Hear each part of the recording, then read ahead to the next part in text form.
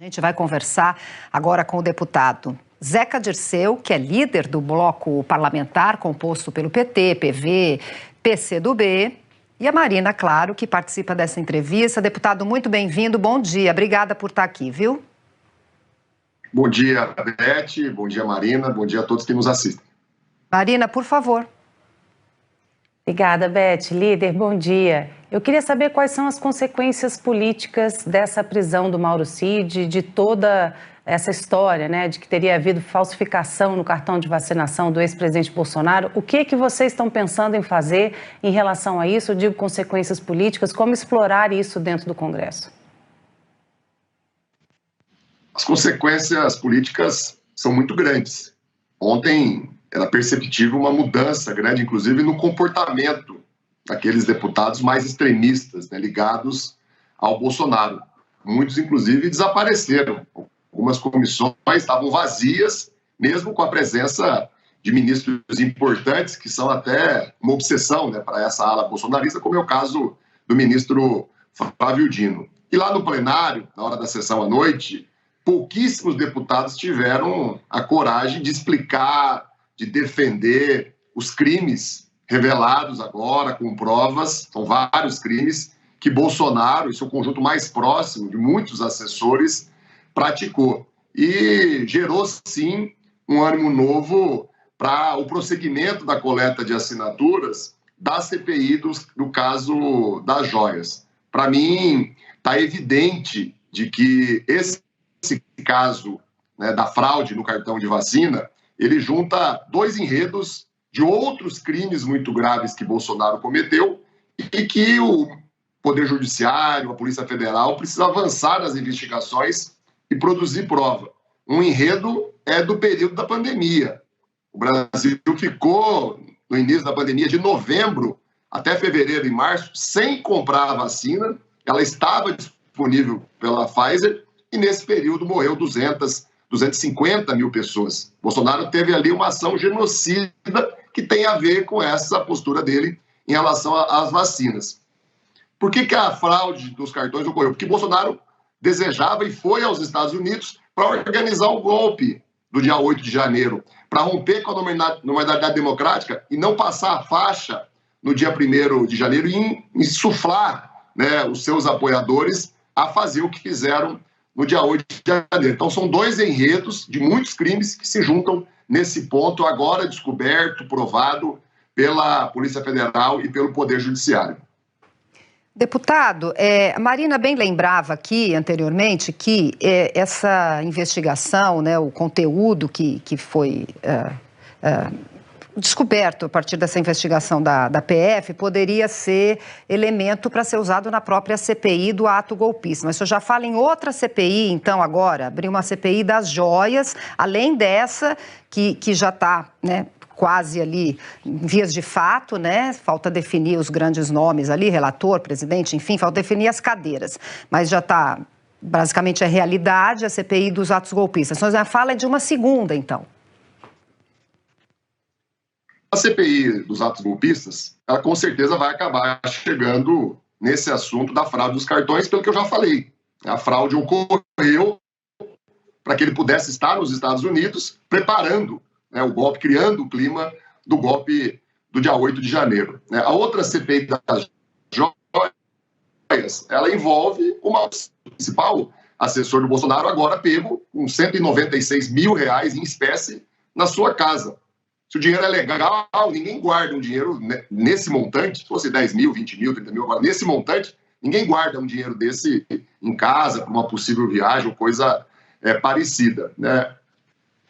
O deputado Rogério Correia, que é do PT, que é da nossa federação, ele me relatou ontem que já um número maior de deputados está se dispondo a assinar a CPI das joias. O que eu tenho defendido? Que o governo não se envolva com isso. O governo tem que continuar fazendo o que o presidente Lula tem feito, cuidando do país. O país precisa voltar a gerar emprego, nós precisamos erradicar a fome, precisamos avançar com programas importantes, como está sendo feito na saúde, na educação, na infraestrutura do país. Agora, na Câmara, se tem deputados que querem, nada impede que também essa CPI das joias possa prosperar. Líder, há uma preocupação que fazendo tanta CPI, inclusive essa nova que pode vir a ser, né, pode vir a acontecer agora com o recolhimento de assinaturas, o governo pode ter mais dificuldade na aprovação de propostas importantes. A gente está vendo o relator do arcabouço, Cláudio Cajado, com a pastinha debaixo do braço, vai conversar com a bancada A, vai conversar com a bancada B, e alterações podem acontecer ali naquele arcabouço. Tem as medidas provisórias, inclusive umas que são polêmicas, né, como a reorganização da esplanada. Isso não pode atrapalhar? Quer dizer, por mais que vocês tenham experiência, tem que ter um foco ali nas CPIs, né? E também precisa ter muito fôlego para aprovar tudo isso, ainda mais num calendário apressado, essa questão do arcabouço, da tributária, as medidas provisórias. A preocupação, ela está correta. Eu tenho essa preocupação e tenho falado ela desde fevereiro. A bancada do PT e da Federação não vai perder o foco. Nosso foco é ajudar o governo do presidente Lula, por exemplo, a implantar, a retomar programas como Minha Casa Minha Vida.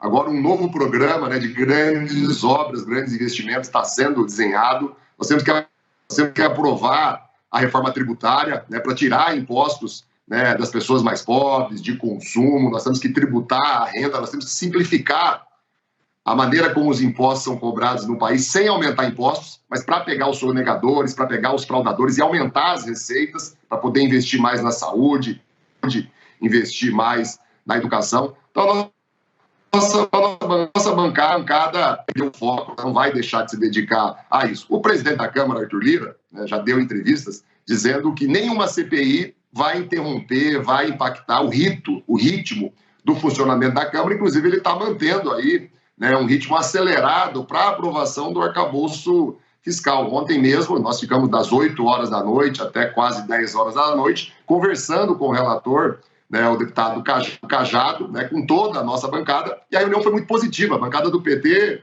está unida, está em sintonia com o ministro Haddad, com o governo, com o trabalho que está sendo feito pelo deputado Cajado. Nós vamos fazer avançar o arcabouço fiscal. Então, da parte da nossa bancada, da parte que eu tenho visto do governo, o foco é naquilo que mexe com a vida das pessoas, não são esses casos. Agora, é claro, a gente não pode fazer de conta que não está acontecendo nada, né? O que foi revelado com provas, né, é muito grave. E o fato do presidente Bolsonaro descumprir uma decisão judicial, um pedido da Polícia Federal de ir depor apenas, é gravíssimo também. Nós vamos exigir que isso tenha consequência, porque senão abre-se um precedente que ninguém mais vai depor quando a Polícia Federal e o Poder Judiciário estiver determinando. Ele não está acima da lei. Deputado, pegando até carona um pouco aí na pergunta da Marina, queria saber em relação ao projeto das fake news, né? Depois do que foi descoberto pela PF aí ontem, né, que veio a público, eu acho que o projeto das fake news ganha uma força novamente, né, para entrar em discussão, porque tudo parte, na verdade, de fake news.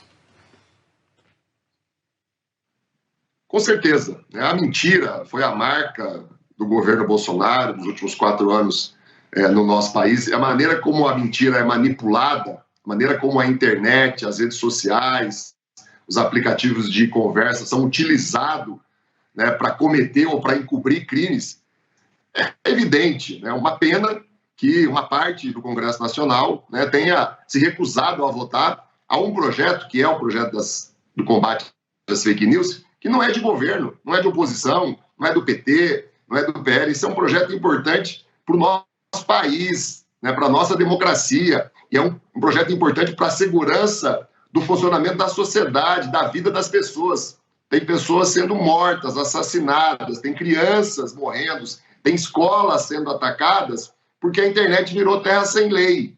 As pessoas utilizam do direito necessário que nós vamos preservar a liberdade, sem nem não mexe com isso vai, mas as pessoas estão se utilizando disso para cometer crime. Aí nós não podemos permitir, né? E muitas empresas, né, da área de tecnologia, que controlam as redes sociais, os aplicativos e ganham muito dinheiro, estão permitindo que os crimes sejam cometidos impunemente, estão descobrindo, inclusive, decisões, né, do Estado brasileiro. Isso não pode ser aceito. As empresas são bem-vindas, precisam ter ambiente aqui para os seus negócios. Isso o projeto também não impede e não interfere, né, mas elas não podem estar acima da lei, permitindo que pessoas utilizem do ambiente da internet para cometer crimes. Então, quem decidiu não votar, ou quem decidiu votar contra né, contaminado por uma visão, às vezes, ideológica extrema, né, muitas vezes insana,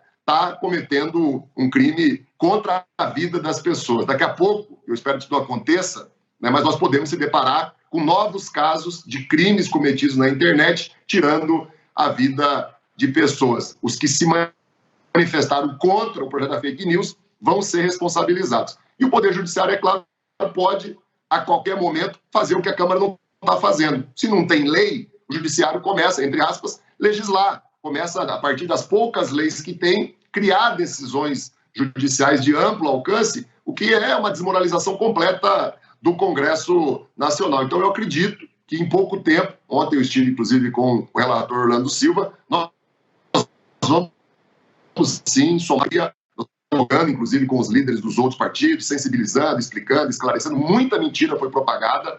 As empresas, algumas delas, usaram de forma criminosa, né, as suas tecnologias para pressionar deputados, até com ameaças, né? Nós temos relatos de deputados que familiares foram ameaçados, geraram pânico dentro da casa das pessoas, no interior dos estados, onde cada deputado vive. Bem, no momento da votação, é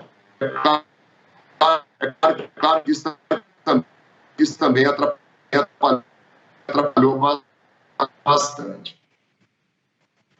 Líder, hoje tem reestreia do Conselhão e uma das grandes repercussões políticas é a inclusão do MST dentro desse conselho. Então eu queria saber do senhor como é que fica essa relação. É complicado porque, por exemplo, a bancada ruralista está querendo criar, já pensando ali nos integrantes da CPI do MST por conta das invasões em abril, né?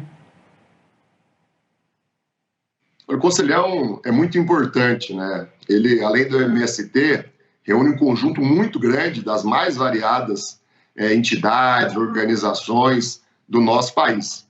Isso é governo feito com transparência, governo feito com várias organizações, quem desempenha papel importante perante a vida da população. Nossa bancada não tem em nada essa CPI que tem como foco o MST. Acho, inclusive, é uma CPI que pode ser questionada no judiciário, porque ela não tem fato determinado, e a Câmara, o regimento, exige que tenha um fato determinado. É uma CPI para perseguir um movimento social, e isso não é razoável.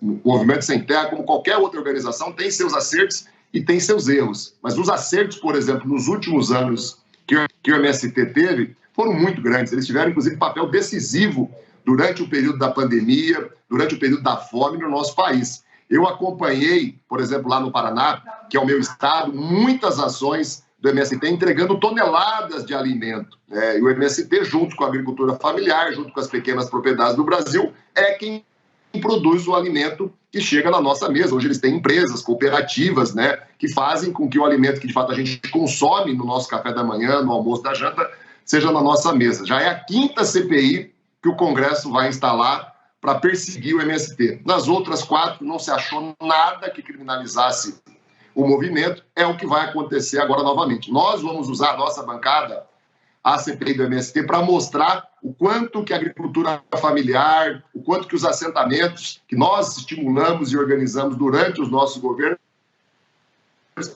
o quanto que eles produzem, o quanto que eles colocam de alimento de qualidade, o quanto de emprego e de renda, né, que esses assentamentos, que a reforma agrária proporciona e pode proporcionar ainda mais. Então, quem acha que vai conter a reforma agrária, quem acha que vai atacar a pequena propriedade, os assentamentos produtivos do país, vai se dar muito mal se essa CPI, de fato, do MST for instalada, porque ali vai ser uma vitrine para eles apresentarem o quanto que eles se modernizaram, o quanto que eles evoluíram e o quanto que eles respeitam o direito à terra. Nós tivemos, por exemplo, nesse ano, muito menos ocupações de terra do que teve no ano passado, durante o governo Bolsonaro. Deputado Zeca Dirceu, muito obrigada, viu, deputado líder do governo na Câmara. Obrigada por sua participação aqui conosco. Muito bom dia, viu?